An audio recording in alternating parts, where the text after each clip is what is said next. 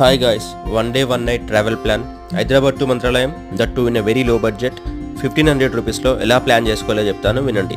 హైదరాబాద్ నుండి evening train board చేసి night Mantralayam railway station reach అయ్యి అక్కడ నుండి ఆటో తీసుకొని టెంపుల్ రీచ్ అయ్యి నైట్ అక్కడ రిలాక్స్ అయ్యి పడుకొని నెక్స్ట్ డే మార్నింగ్ లేచి కాస్త నడుచుకుంటూ ముందుకెళ్ళి తుంగభద్ర రివర్లో కాస్త నేచర్ని ఆస్వాదిస్తూ రిలాక్స్ అయ్యి అక్కడ ఈ వాటర్లో ఫ్రెష్ అప్ అయ్యి కాస్త ఇలా ఈ చిన్న బుట్ట బోట్లో ఎంజాయ్ చేసి ఆ తర్వాత రాఘవేంద్ర స్వామి దర్శనంకి వెళ్ళి దర్శనం అయ్యాక కాస్త రిలాక్స్ అయ్యి లంచ్ చేసుకొని అక్కడ నుండి కొన్ని ప్లేసెస్ చూడాల్సినవి ఉన్నాయి.